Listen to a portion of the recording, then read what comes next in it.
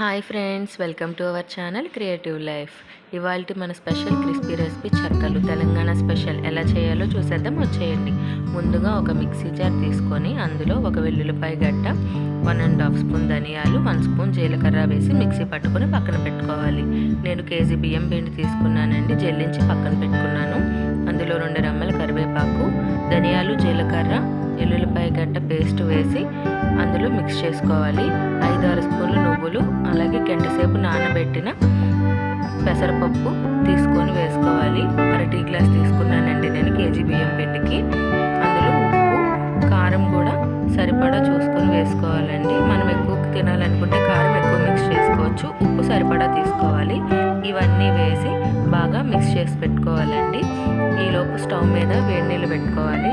వేడి నీళ్ళు పెట్టుకొని అవి బాగా మరిగిపోయాక ఆ వాటర్ తీసుకొచ్చి పిండిలో కొద్ది కాడికి పోస్తూ పిండి మొత్తాన్ని మిక్స్ చేస్తూ ఉండాలండి.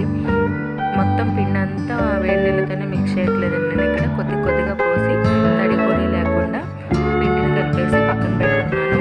ఒక 2 మినిట్స్ ఆగాక కొంచెం చన్నీళ్ళు కూడా తీసుకొని, నార్మల్ వాటర్ తీసుకొని అవి కూడా కొద్ది కాడికి పోస్తూ పిండి మొత్తాన్ని చపాతీ ముద్దలాగా కలిపి పక్కన పెట్టుకున్నానండి. అంటే మనం ఇదేలతో నొక్కితే ప్రెస్ అయ్యేటట్టు తీసుకొని పక్కన పెట్టుకున్నాను. అలా తీసుకున్న పిండిని 2 భాగాల కింద చేసుకొని చిన్న నిమ్మకాయ సైజ్ అంత బాల్స్ లాగా చేసుకొని తీసుకున్నానండి.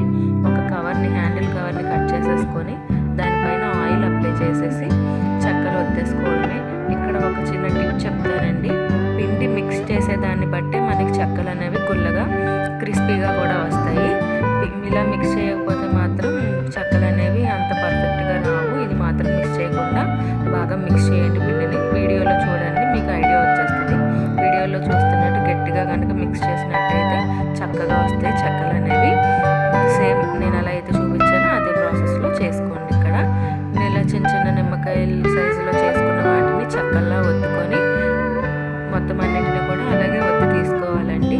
హ్యాండిల్ కవర్స్ని పీసెస్ కింద కట్ చేసుకొని ఒక్కొక్క కవర్ పీస్ మీద ఒక్కొక్క చెక్క పెట్టుకుంటే మనకు ఆయిల్లో డీప్ ఫ్రై చేసేటప్పుడు ఈజీగా ఉంటుందండి. అంటే కొత్తగా చేసే వాళ్ళకి ఇది కొంచెం ఈజీ, అలవాటు ఉన్న వాళ్ళు ఎలా అయినా వేసుకోవచ్చు.